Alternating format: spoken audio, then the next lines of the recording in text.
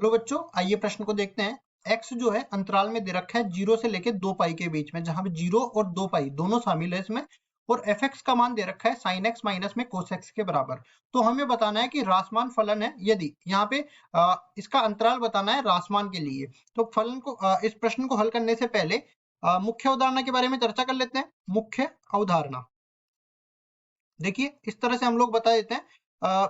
अगर मेरे पास y बराबर में fx कोई फलन दे रखा है या फिर वक्र का समीकरण दे रखा है, तो इसको एक बार अवकलित कर देते हैं। dy बटा dx बराबर में f डेश x आ गया। अब देखो f डेश x अगर 0 या 0 से बड़ा आ गया तो हम लोग कहेंगे कि इस अंतराल में मान लो x बिलोंग्स टू a से लेके b, जहां पे ये दोनों शामिल होंगे तो बंद अंतराल आएगा। यहाँ से fx जो है वर्धमान होगा, वर्धमान है। और इसी तरह अगर मान लो dy बटा dx यानी कि f डेश x जो है वो 0 से छोटा या 0 के बराबर आ गया, और इसके लिए अंतराल बोलूं c से लेके d के बीच में, जहां दोनों शामिल है, बंद अंतराल है। तो इस अंतराल में fx रासमान है, fx रासमान फलन है।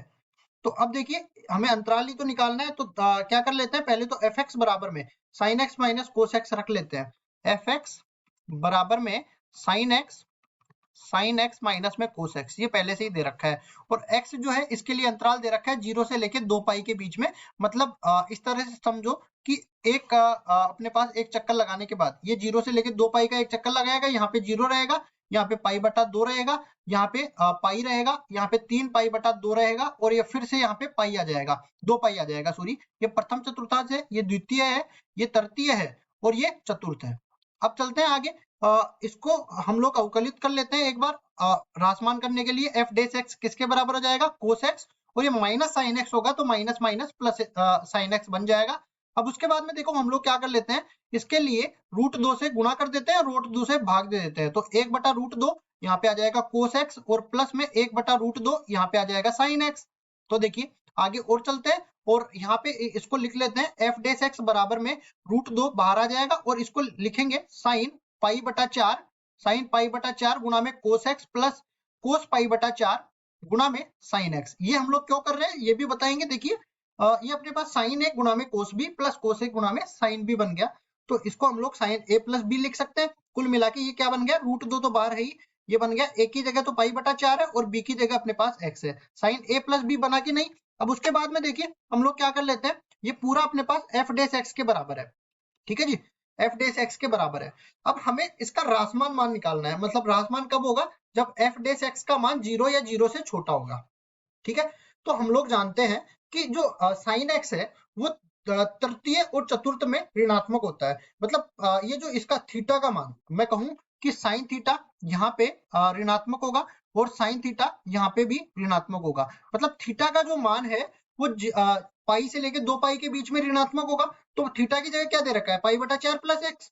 तो हम लोग कहेंगे कि अगर वर्गमूल में 2 गुणा में साइन पाई बटा 4 प्लस एक्स ये ऋणात्मक है या 0 के बराबर है, तो हम लोग कहेंगे कि पाई बटा 4 प्लस एक्स का जो मान है वो पाई से लेके पाई के बराबर भी होगा और 2 पाई के बीच में होगा, ठीक है। अब उसके बाद में देखो हम लोग आगे बढ़ते हैं और दोनों तरफ पाई घटा देते हैं, तो यहाँ से तो बच जाएगा 3 पाई बटा 4, और बीच में x बचेगा, 0 के बराबर भी आएगा, और यहाँ से बच जाएगा कितना, 7 पाई बटा 4, ठीक है।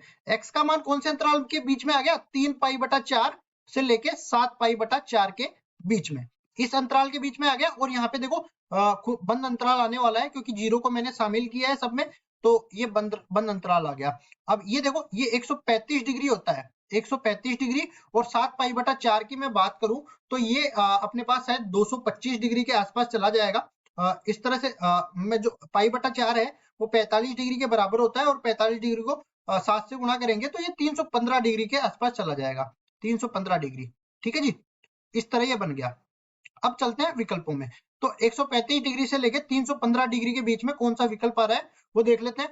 पाई बाई 6 ये अपने पास 150 डिग्री होता है, और ये अपने पास 135 डिग्री होता है। तो ये तो देखो वैसे ही गलत हो गया कि इसमें पहले बड़ा वाला मान दे दिया, बाद में छोटा वाला मान दे दिया, तो ये तो गलत है। पाई बटा 4 से पाई बटा 2 के बीच में ये भी गलत है, ठीक है, क्योंकि यहाँ पे अधिकतम मान 90 डिग्री है, लेकिन हमें तो कम से कम 135 डिग्री चाहिए ना। और इसमें भी हमें देखो 270 डिग्री से लेके ये देखो 5 पाई बटा 2 मतलब 450 डिग्री दे दिया। और इसमें तो देखो हमें तो 2 पाई के आगे जाना ही नहीं था, तो ये भी गलत हो गया। तो इनमें से कोई नहीं जो है अपना उत्तर हो जाएगा। और यहाँ पे उत्तर हमने निकाला है वो यहाँ पे लिख दिया है, या तो 3 पाई बटा 4 से 7 पाई बटा 4, या फिर 135 डिग्री से 315 डिग्री के बीच में x का मान आना चाहिए, जब अपने पास जो f डैश x है वो 0 या 0 से छोटा होगा, मतलब f(x) रासमान फलन होगा। आशा करता हूँ ये सवाल आपको समझ में आया होगा। धन्यवाद।